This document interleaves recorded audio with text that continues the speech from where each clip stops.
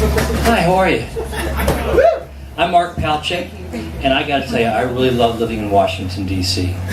Except, you know, it's really getting so damn expensive, isn't it? I mean, you would not believe what it costs these days to buy a politician.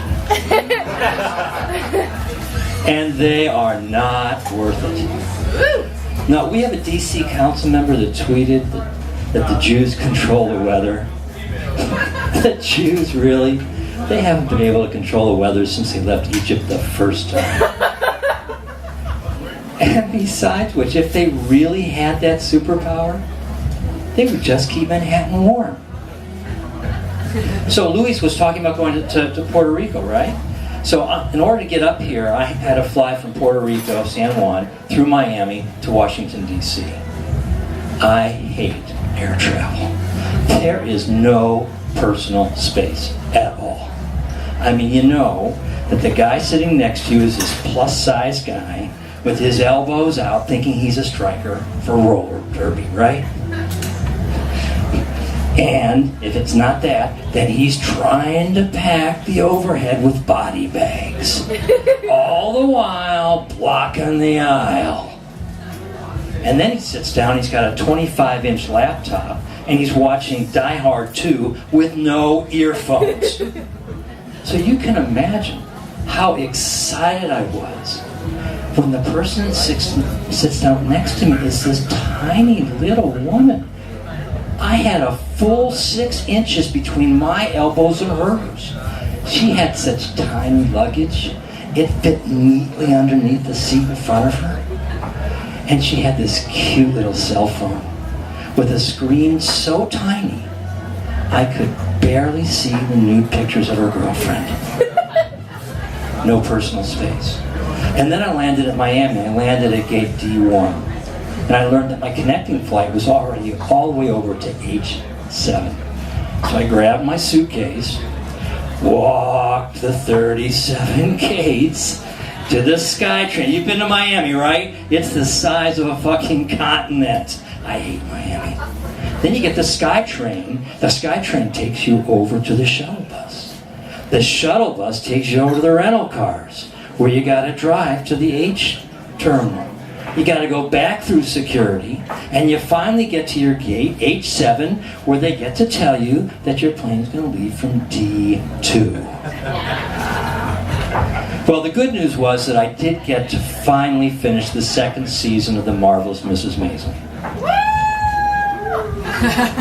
You know, I've got a conundrum. I don't know if it's okay to like The Marvelous Mrs. Maisel. Well, it is hilarious, but in many respects, it's not much different than Tyler Perry's Medea movies, of which Spike Lee has called it buffoonery coonery.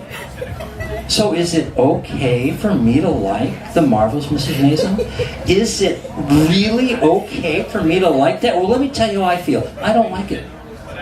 I love it. Yeah. It is hilarious. It's great. And besides, most people think that's just stereotypical New Yorkers anyway. New Yorkers and Jews are the same thing, right? Sometimes. Oops. If they can afford it. Yeah, if they can afford to live in New York, they can be that way. That's exactly right.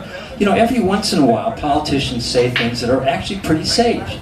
Not very often, and not this White House. But every once in a while, we've got some great phrases. Things like, we must remember that we are all descendants of immigrants and revolutionists.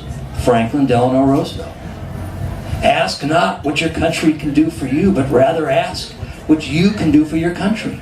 Yeah. John Fitzgerald Kennedy. I say, Mr. Gorbachev, tear down that wall.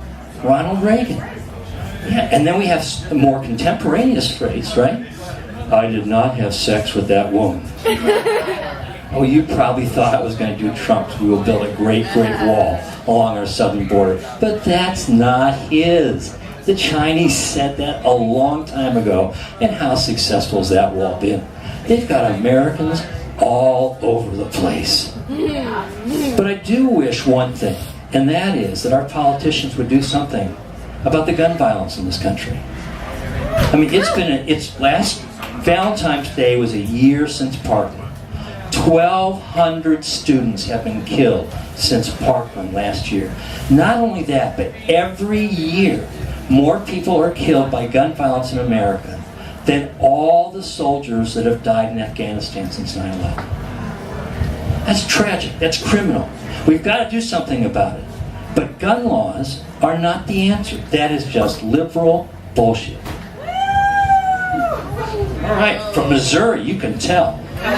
So you'll probably agree with me. What we've got to do is let anybody, any psychopath that wants to buy a gun, let them. And let them take it to Afghanistan. Because quite frankly, shouldn't we be exporting our fastest growing natural resource? Domestic terrorism? Yeah. Let them make Afghanistan great again. So I grew up in Akron, Ohio. There is nothing to do in Akron, Ohio. Nothing at all. Well, you can go to evangelical churches to be saved. And I went, oh yes I did. I got to see the Reverend Rex Humbard preach at the cathedral tomorrow. He was amazing.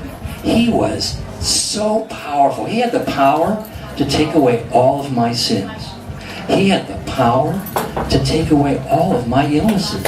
He had the power to take all major credit cards, but not American Express. And boy howdy, I wanted that power. So I went to my career counselor and I said, Rabbi, I want to be an evangelical preacher. At which point I found out that they do not let Jews do that. Thank you very much. I'm Mark Falchuk. Follow me on Comedy Walks DC.